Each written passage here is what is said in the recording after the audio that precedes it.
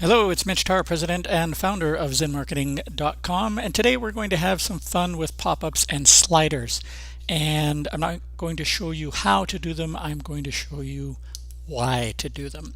So we're doing an email marketing review of a site called HotelLogics.com. We found them. It was quite interesting. We thought their business was cool. They are a global company, so we thought that was also interesting. And here's a little tip that you can kind of take a look at your website through new eyes to see if you're willing to explore using a pop-up or slider. So let's take a look at their homepage. Nice clean site. It's got all the things you want. It's got a headline. It's got good navigation. It's got a small logo in the top left. And first thing we like to do when we hit a website is look for their opt-in forms, newsletter. Where can I sign up for something, anything? And we find it way at the bottom. I've got to scroll down the entire page. I find a dedicated link for the newsletter, which is a good practice. That goes to a newsletter sign-up page, which tells me why I should be on the newsletter. That's an excellent practice.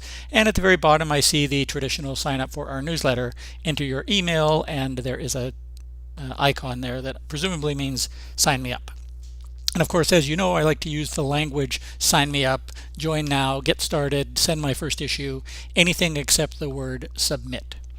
So we know that they're interested a little bit in collecting email addresses, but they're really not going to get very many with the newsletter and sign up form hidden at the very lowest bottom of the page. There's just so many other opportunities on the page to do things and read things and get distracted before you hit the back button and never return.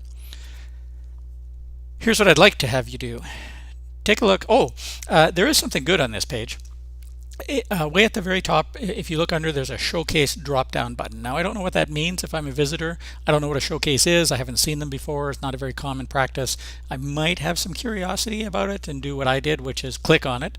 And then I see there are some options. There are some resources, webinars, blogs, demo videos, and FAQs. So all good stuff, things that visitors might be looking for. It is hidden under a drop-down menu, so that's a challenge or that's a problem. But I kind of thought it would be interesting. There's free webinars here. And if you go to the free webinars page and find a webinar, you come to when you click on you see the webinars. When you click on one of them, you're brought to a sign up page, which is fantastic. So instead of just showing you the webinar and letting you watch it and then leave the site, you're asked for an email address to get access to the webinar. Excellent practice.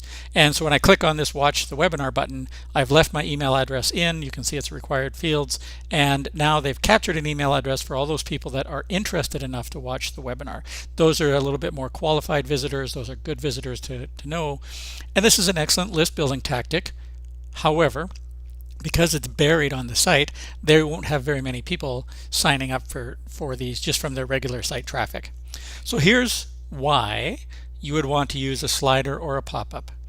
You've got the free webinars in place.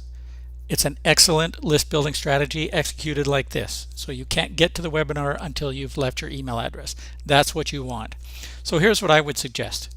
And I've just made a small mock-up here. This is the home page again.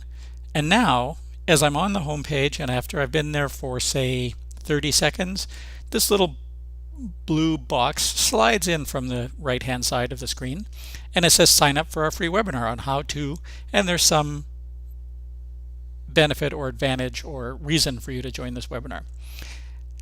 And then what happens?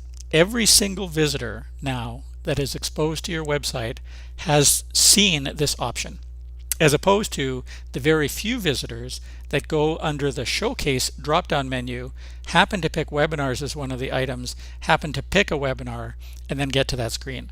This is going to increase the number of leads that you generate dramatically. And the bottom line is your fear of annoying your visitors is not founded, because the one person that is annoyed and leaves you, who's going to leave you anyway, is offset by the 50 people that get a chance to see a webinar, understand what you do, express some interest, and now you have 50 leads, whereas before you had nothing. So it's a fair trade, and it's an excellent strategy, and honestly something you should explore. Sliders like this are really nice and unobtrusive. So a couple of things to take away from this: make list building a priority. Make sure that when you're designing and building your site, you're thinking of these marketing things. Don't hide your opt-in way at the bottom of the page or underneath the drop-down menu. Put it up in a slider or a pop-up, and highlight. If you've got a free webinar, highlight it and don't show the webinar until people leave their email addresses. A classic squeeze page example. Hopefully that has given you something to think about, and even more hopefully you'll be installing a slider on your site tomorrow.